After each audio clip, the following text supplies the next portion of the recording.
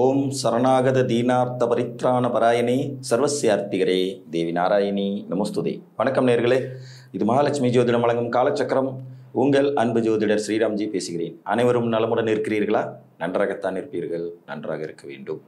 இன்றைய காணொளியில் நாம் காண இருப்பது பெரும் யோகம் தரும் கோணாதிபதி கேந்திராதிபதி இணைவு. ஜாதகத்தில் கேந்திரங்கள் முதல் தர வலிமையானவை. கேந்திரங்கள்ங்கிறது ஒரு 4 தூண்கள் மாதிரி. ஒரு வீட்டுக்கு அந்த 4 தூண் அஸ்திவாரம்னு கூட எடுத்துக்கலாம். கோணம் என்பது அதன் மேலே விரிவிக்கக்கூடிய கூரை மாதிரி. இந்த கேந்திராதிபதியும் கோணாதிபதியும் தொடர்பு கொண்ட ஜாதகங்கள், குறிப்பாக இணைந்து இருக்கக்கூடிய ஜாதகங்கள் வாழ்க்கையில் ரொம்ப பெரிய உயரத்துக்கு நல்ல நிலையில் முன்னுக்கு வருவதற்கான வாய்ப்புகள் மிகவும் அதிகம். புரிஞ்சுங்களா? கேந்திராதிபதி கோணாதிபதி உங்கள் ஜாதகத்தில் தொடர்பு கொண்டிருந்தால் நிச்சயமாக உங்கள் வாழ்வியலில் ஒரு சுபிட்சம் இருக்கும். இந்த கேந்திராதிபதி கோணாதிபதி தொடர்புல முதன்மையானது தான் தர்மகர்மாதிபதி யோகம். தர்மகர்மாதிபதி யோகங்கிறது என்ன? ஒரு பெரும் கேந்திரத்திற்கு அதிபதியான 10ஆம் அதிபதியும் ஒரு பெரும் கோணத்திற்கு அதிபதியான 9ஆம் அதிபதியும் இணையிறது தான். அதை நம்ம தர்மகர்மாதிபதி யோகங்கிற லிஸ்ட்லேயே பார்த்துறோம். அது இல்லாமல் இருக்கக்கூடிய மீதி இருக்கக்கூடிய கேந்திர கோணங்களின் அதிபதிகளின் இணைவு எப்படி இருந்தால் நல்லாயிருக்கும் அப்படிங்கிறத இன்றைக்கி நம்ம பார்க்கலாம். அதுக்கு முன்னாடி நம்மளுடைய ஆன்லைன் வகுப்புகள் மார்ச் 31ஆம் தேதி முதல் தொடங்க இருக்கிறது. விருப்பம் உள்ளவர்கள் கீழ்கண்ட வாட்ஸ்அப் எண்ணில் தொடர்பு கொள்ளுங்க. இது ஒரு உயர்நிலை ஜோதிட புரிதல். கேந்திரங்கள் 4, 7, 10 லக்னத்தை 2 இதுக்கும் எடுத்துக்கலாம். திரிகோணத்துக்கு எடுத்துக்கலாம், கேந்திரத்துக்கும் எடுத்துக்கலாம். 1, 4, 7, 10ங்கிற கேந்திரத்தில் 1ஆம் இடங்கிறது டபுள் ஆக்சன். அதனால் அதை 2க்குமே பயன்படுத்திக்கலாம். கோணங்கள் அப்படிங்கிறது 1, 5, 9ஆம் இடங்கள். இதில் காமனான வீடு அப்படிங்கிறது 1. லக்னம் என்கின்ற இந்த 1வது வீடு கேந்திரத்திலையும் வந்துடும், கோணத்திலையும் வந்துடும்.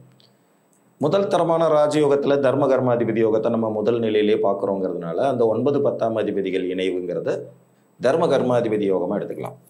அதை தவிர்த்து மீதி இருக்கக்கூடிய கேந்திர கோணாதிபதிகள் அப்படிங்கிறது எப்படி வரும்னு பார்க்கலாம்.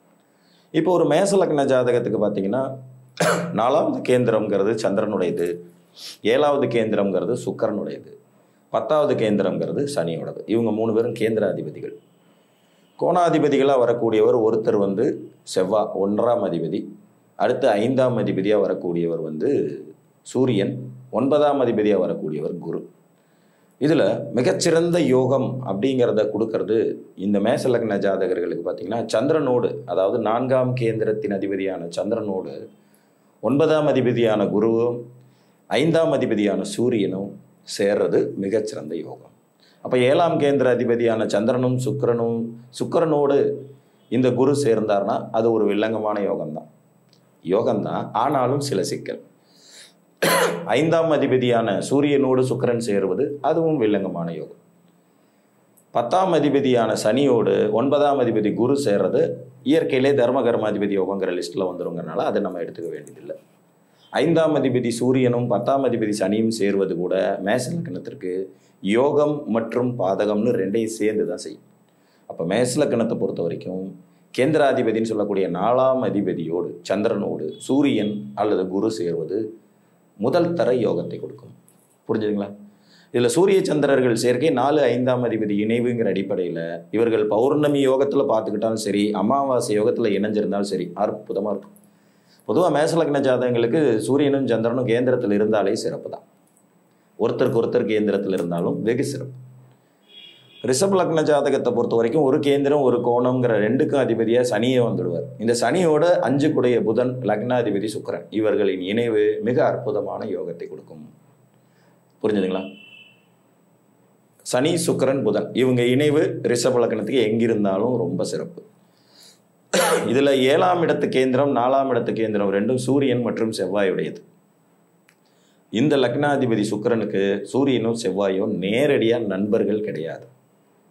10ஆம் இடத்து கேந்திராதிபதியான சனியே முதல் தர யோகாதிபதிங்கிறதுனால அவரின் நிலையே இங்கே மிக முக்கியமாக கவனிக்கப்பட வேண்டியதாகிவிடும். அடுத்து மிதுன லக்ன ஜாதகத்துக்கு பார்த்தீங்கன்னா 9, 10ஆம் அதிபதி குரு சனிங்கிறனால அவங்க இணைவு தர்மகர்மாதிபதி யோகமாக போயிடும். இவங்களுக்கு 4ஆம் கேந்திரத்துக்கு புதனும் 5ஆம் திரிகோணத்துக்கு சுக்கிரனும் வரதுனால புதன் சுக்கிரன் இணைவு, சனி புதன் இணைவு இவர்களுக்கு சிறப்பு யோகத்தை தரக்கூடியது. புதன் சுக்கிரன் சனி இணைவு தான் இங்கேயும் முதல் தரமான யோகியதை யோகம். 7வது கேந்திராதிபதியான குரு இவங்களுக்கு பாதகாதிபதி மாரகாதிபதிங்கிற நிலையையும் பெறதுனால அவரோடு 5ஆம் அதிபதி சுக்கிரன் இணைவது என்பது நன்மை தீமை ரெண்டையும் கலந்து கொடுக்குற அமைப்பாக போயிடும். இதில் மிதுன லக்ன ஜாதகத்துக்கும் சரி ரிஷப லக்ன ஜாதகத்துக்கும் சரி புதன் சனி சுக்கிரன் இவங்களுடைய இணைவு தொடர்புகள் தான் எப்போதும் சிறப்பு. கடக லக்னத்திற்கு கேந்திராதிபதிகளாக சுக்கிரனும் சனியும் மற்றும் செவ்வாயும் வருவாங்க. இதில் செவ்வாய் மட்டும்தான் ஆத்மார்த்த நண்பர் லக்னத்துக்கு. மீதி இருக்கக்கூடிய சுக்கிரனும் சனியும் சந்தர்ப்பவாதிகள் தான், கிடைச்சது அப்படிங்கிறது மாதிரி. இவருக்கு திரிகோணாதிபதியாகவும் செவ்வாயே வந்துடுறதுனால செவ்வாயின் நிலை ரொம்ப முக்கியம். கடக லக்னத்துக்கு செவ்வாய் வலுத்தா யோகம், எங்கே வலுத்தாலும் சரி.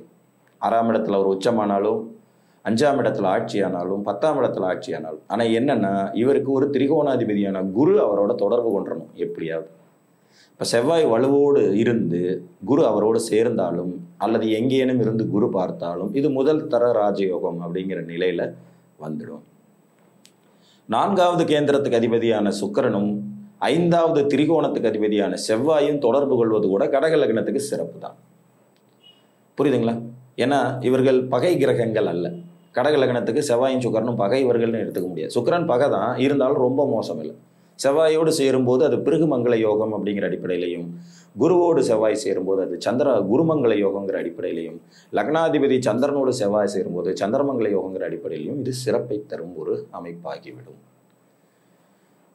9, 10ஆம் அதிபதிகளாகவும் குருவும் செவ்வாயும் வரதுனால அது தர்ம கர்மாதிபதி யோகமாகவும் ஆட்டோமேட்டிக்காக ஆக்டிவேட் ஆகும். ஸோ இது 2 in 1 பர்பஸ். சிம்ம லக்னத்தை பொறுத்த வரைக்கும் 4வது கேந்திர அதிபதியான செவ்வாய் மிகச்சிறந்த நண்பர் ஆகிறார். 10வது கேந்திர அதிபதியான சுக்கிரன் நண்பர் அல்ல பகைவராகிறார். இவரே 9ஆம் அதிபதியாகவும் செவ்வாயும் வந்துடுறதுனால செவ்வாய் சுக்கிரன் இணைவு சிம்ம லக்னத்துக்கு சிறப்பு தான், கெடுதல்னு சொல்ல முடியாது. அதே மாதிரி செவ்வாய் குருவின் இணைவு மிக அற்புதமான யோகத்தை தரக்கூடிய லக்னங்களில் சிம்மமும் ஒன்று. இப்போ கடக லக்னம் சிம்ம லக்னம் ரெண்டையும் எடுத்துக்கிட்டிங்கன்னா செவ்வாய் தான் முதல் திறமையின ஹீரோவாக இருப்பார். அவரோடு சேர்ற அவரின் நண்பர்கள் சுக்கிரனையும் சேர்த்துக்கலாம். இப்போ கடக லக்னம் செவ்வாய் குரு சந்திரன் சுக்கிரன் இருக்கலாம். சிம்ம லக்னம் செவ்வாய் குரு சந்திரன் சுக்கிரன் இருக்கலாம். இந்த 4 பேருடைய தொடர்பு இணைவு இந்த லக்னத்துக்கு மிகச்சிறந்த யோகம். சூரியன் குரு இணைவும் கூட சிம்ம லக்னத்துக்கு மிகச்சிறந்த நன்மைகளை தரக்கூடியதார். கன்னிகா லக்ன ஜாதகத்தை பொறுத்த வரைக்கும் 4ஆம் அதிபதி 7ஆம் அதிபதியான கேந்திராதிபதி மோசமான விளைவுகளை தரக்கூடிய குருங்கிறதுனால இவர் சனியோடு இணைந்தால் ஒரு மாதிரி சமபலனை தருவார். சுக்கரனோட இழந்தாலும் சமபலன் தான். இங்கே பகை நட்பு ரெண்டும் சேர்ந்து கலந்த பலன்கள் 50-50 சாய்ஸ்ன்னு போயிடும். லக்னாதிபதி புதனே 10வது கேந்திரத்துக்கும் அதிபதிங்கிறனால 9ஆம் அதிபதி சுக்கரனோட இணையும் போது அற்புதமான சிறப்பு யோகம் இருக்கும். சனியும் புதனும் சேர்ந்திருப்பது சிறப்பு. வழக்கமாக சொல்கிறபடி ரிஷப லக்னம் மிதுன லக்னத்திற்கான சனி புதன் சுக்கிரன் இணைவு எப்படி நன்மையோ அதே மாதிரி தான் கன்னி லக்னம் துலா லக்னத்துக்கும் சனி புதன் சுக்கிரன் இணைவு மிகச்சிறந்த நன்மை. 7ஆம் அதிபதியாக வரக்கூடிய குரு பாதகாதிபதி கேந்திராதிபதி அப்படிங்கிறதுனால அவர் தனிச்சு இல்லாமல் இருக்கிறதே கன்னி லக்னக்காரங்களுக்கு ஒரு நன்மை தான். குரு சனி இணைவும் ஓரளவுக்கு சிறப்புகளை தரக்கூடிய அமைப்பு கன்னி லக்னத்துக்கு உண்டு, அதை நாம் மறுக்க முடியாது. துலா லக்னத்தை பொறுத்த வரைக்கும் 5 குடையவனும் 4 குடையவனும் சனி வரதுனால சனியோடு புதன் சுக்கிரன் எங்கே இணைந்திருந்தாலும் இவர்களை நல்வழிப்படுத்தி விடுவார்கள். இது ஒரு சிறப்பு. 10வது கேந்திரத்துக்கும் 7வது கேந்திரத்துக்கு அதிபதியான சந்திரனும் செவ்வாயும் இவர் லக்னத்திற்கு எதிரி கிரகங்கள் தான். இதில் செவ்வாய் ஒரு மாதிரி சமம் பாவிப்பாருங்கிறனால சுக்கிரனுடைய தொடர்பு இல்லாமல் சந்திரன் செவ்வாய் இணைவு நல்ல ஸ்தானங்கள்ல இருந்தால் இவங்களுக்கு ஓரளவுக்கு யோகத்தை கொடுக்கும். 9ஆம் அதிபதி புதன் 7ஆம் அதிபதி செவ்வாய்க்கு கடும் பகை கிரகங்கிறனால இவங்க 2 பேரோட இணைவு இங்கே பெரும் சிறப்புகளை தந்துவிட வாய்ப்பு குறைவு தான். ஆனால் 10 கூடைய சந்திரனும் 9 கூடைய புதனும் பரிவர்த்தனை பெற்று அல்லது வேறு ஒரு நிலைகளில் தொடர்பு கொண்டிருக்கும் போது துலா லக்ன ஜாதகர்களுக்கு நன்மை பயக்கும் விதியாக இது மாறும். விருச்சிக லக்னத்தை பொறுத்த வரைக்கும் 4வது கேந்திரம் சனியுடையது, 7வது கேந்திரம் சுக்கிரனுடையது, 10வது கேந்திரம் சூரியனுடையது. இல்லை சூரியன் சுக்கிரன் க்ளோஸாக இணையறதுனால நன்மை அடையக்கூடிய ஒரு லக்னம் விருச்சிகம். சூரிய சந்திரர்கள் க்ளோஸாக இருக்கிறது, கேந்திரத்தில் இருக்கிறது, பௌர்ணமி யோகத்தில் இருக்கிறது, நன்மைகள் தரக்கூடிய ஒரு லக்னம் விருச்சிகம். இதில் ஒரு சூட்சமம் பாருங்க, மேச லக்னத்துக்கும் இதே விதி வரும். மேச லக்னத்துக்கும் சூரியனும் சந்திரனும் இணைந்திருப்பது சிறந்த யோகம் தரும். விருச்சிக லக்னத்துக்கும் சூரியனும் சந்திரனும் இணைந்திருப்பது சிறந்த யோகத்தை தரும். கூட குரு சுக்கிரன்கிற இயற்கை சுபர்களின் தொடர்பு கிடைக்கிறது கூடுதலான சிறப்பை தரும். புரியுதுங்களா? தர்ம கர்மாதிபதி யோகமாக இவங்க செயல்படுவாங்க. ப்ளஸ் 5ஆம் அதிபதி குரு சூரியனோடு சேரும்போது சிவராஜ யோகமாக அது கன்வெர்ட் ஆகும். சந்திரனோடு சேர்ந்தா குருச்சந்திர யோகமாக கன்வெர்ட் ஆகுங்கிற அமைப்பு இவங்களுக்கு பொருந்தி வரும். இந்த 4 பேரும், அதாவது செவ்வாய், சந்திரன், குரு, சூரியன் ஒருவருக்கு ஒருவர் தொடர்பு கொள்ளலாம். செவ்வாயோடு குரு சந்திரன் தொடர்பு கொள்ளலாம். இதெல்லாம் சிறப்பு. இதில் சுக்கிரன் குருவோடு சேரும்போது சில சங்கடங்கள் இருந்தாலும் வேலை செய்யும். சந்திரனோடு அவர் சேரும்போதும் சில சங்கடங்கள் இருந்தாலும் ஓரளவுக்கு வேலை செய்யும். டைரக்டாக செவ்வாயோடையே சுக்கிரன் சேரும்போது அது பிருகுமங்கல யோகமாகி வேலை செய்யும். தனுசு லக்னத்துக்கு 7-10 கூடிய புதன் பாதகாதிபதி, அவரோடு திரிகோணாதிபதியான செவ்வாய் சேர்றது சிறப்பில்லை. ஆனால் புதன் சூரியனோடு சேர்றது சிறப்பு. ஒரு தனுசு லக்ன ஜாதகத்திற்கு அதிகப்படியான தர்ம கர்மாதிபதி யோகம் கிடைப்பது புதன் சூரியன் சேர்க்கை இருக்குங்கிறதுனால. இவங்க மறைவில்லாத ஸ்தானங்களில் வலுப்பெற்றார்கள்னா ரொம்ப ரொம்ப சிறப்பு. 8ஆம் இடத்தில் ஒருவேளை மறைந்து வலுப்பெற்றால் கூட சிறப்பு அப்படிங்கிறது மாதிரி எடுத்துக்கலாம். 5ஆம் அதிபதியாக வரக்கூடியவர் செவ்வாய், 4ஆம் அதிபதியாக வரக்கூடியவர் குரு. அதனால லக்னாதிபதியும் 4ஆம் அதிபதிங்கிற குரு 5 கூடைய செவ்வாயோடு இணைந்த நிலையில் தனுசு லக்ன ஜாதகர்களுக்கு ஒரு கேந்திர ஒரு கோணாதிபதி தொடர்புங்கிறது ரொம்ப சிறப்பாக வேலை செய்யும். அதே மாதிரி 4 கூடைய குரு சூரியனோடு சேரும் போதும் சிவராஜ யோகம் சிறப்பாக வேலை செய்யும் அமைப்பு உள்ள ஒரு லக்னம் இது. கும்பம் மற்றும் மகரம் இந்த 2 லக்னங்களுக்குமே கண்டிஷன் சப்ளை மாதிரி தான். புதன் சனி சூரியன், புதன் சனி சுக்கிரன், இவங்க 3 பேர் தான். இவங்க 3 பேர் ஏதாவது ஒரு இடத்துல தொடர்பு கொள்வது, இணையிறது, பார்த்து கொள்வது, இந்த அமைப்பில் இந்த ஜாதகங்களுக்கு அந்த கேந்திர கோணாதிபதி தொடர்புகள் நன்மை தரும். இதில் மகர லக்னத்துக்கு மட்டும் செவ்வாய் 4 கூடைய கேந்திராதிபதி ஆகிறதுனால சுக்கிரனோடு இணையும் போது நன்மை தரக்கூடியவராய் மாறுவார். அதே மாதிரி சந்திரன் புதனோடு தொடர்பு கொள்ளும் போது நன்மை தரக்கூடியவராக மாறுவார். ஏன்னா 7 கூடைய கேந்திராதிபதி 9 கூடைய பாக்கியாதிபதியோடு தொடர்பு கொள்ளும் போதுங்கிறது மாதிரி அமைப்பு. பட் புதன் சுக்கிரன் இணைவு இருந்துருச்சுனாலே இது தர்ம கர்மாதிபதி யோகங்கிற சிறப்பை பெற்றுவிடும். கும்ப லக்னத்துக்கும் செவ்வாய் 10ஆம் அதிபதிங்கிற கேந்திராதிபதியாகி 9ஆம் அதிபதிங்கிற சுக்கிரனோடு இணையும் போது இதுவும் ஒரு வித சிறப்பு. புதனும் சுக்கிரனும் இணைவது, சுக்கிரனும் செவ்வாயும் இணைந்திருப்பதும் கும்ப லக்னத்திற்கு ஒரு யோகத்தை, வளர்ச்சியை, முன்னேற்றத்தை தரக்கூடியதாக இருக்கும். மீன லக்ன ஜாதகர்களை பொறுத்த வரைக்கும் பார்த்தீங்கன்னா அவர்களுக்கு 4வது கேந்திரம் 7வது கேந்திரம் ரெண்டுமே புதனுடைய வீடு. அவர் பெருசாக நன்மை தரக்கூடிய மனநிலை கொண்ட கிரகம் அல்ல. பட் புதன் சந்திரன் சேர்க்கையினால நன்மை அடையக்கூடிய ஒரு லக்னங்களில் மீனமும் ஒன்று. 9வது அதிபதியான செவ்வாய் 4ஆம் அதிபதியான புதனோடு சேரும்போது கண்டிஷன் சப்ளைங்கிற அடிப்படையில் நன்மை தீமை கலந்து தான் தருவார். அவர் 7வது கேந்திரம் 4வது கேந்திரம்னு ரெண்டுமே புதனுடைய வீடாக வரதுனால செவ்வாயின் இணைவு மீன லக்னத்திற்கு பகுதி நன்மைகள் அப்படிங்கிற சிறப்பை கொடுக்கும்.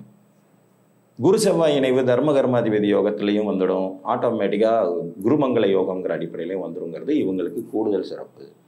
இதில் சந்திரன் 5 கூடையவராகி 10 கூடைய குருவோடு சேரும்போது குருச்சந்திர யோகம், கஜகேசரி யோகம் என்பது முதன்மையான பாக்கியதைகளை தரக்கூடிய லக்னங்களில் மீனமும் உண்டு.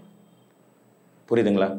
ஒரு திரிகோணாதிபதி, ஒரு கேந்திராதிபதி, இவர்கள் ஏதேனும் ஒரு வழியில் தொடர்பு கொள்ளும் போது கடும் பகை இல்லாத நிலையில், இப்போ உதாரணமாக மேச லக்னத்துக்கு சனியும் சூரியனும் திரிகோண கேந்திராதிபதிகளாக வருவாங்க. 10ஆம் அதிபதி சனி, 5ஆம் அதிபதி சூரியன். ஆனால் இவங்களுடைய இணைவு மேச லக்னத்துக்கு நன்மைகள் எந்த அளவுக்கு தருதோ அந்த அளவுக்கு பிரச்சனையும் கொடுக்கும். அப்போ கடும் பகை இல்லாத நிலையில் சமம் என்கின்ற அந்தஸ்தோடு இருவரின் இணைவு எல்லா லக்னங்களுக்கும் ஒருவித சிறப்பையும் யோகத்தையும் முன்னேற்றத்தையும் நிச்சயமாக தரும் அப்படின்னு தான் சொல்லிக்கலாம். லைட்டாக ஒரு த்ரோட் இன்ஃபெக்ஷன், அதான் பேசும்போது நடுவில் இருமல், சிரமத்திற்கு மன்னிக்கவும். மீண்டும் ஒரு காணொளியில் உங்களை சந்திக்கும் வரை உங்களிடமிருந்து அன்புடன் விடைபெற்றுக் கொள்வது உங்கள் அன்பு ஜோதிடர் ஸ்ரீராம்ஜி. நன்றி, வணக்கம்.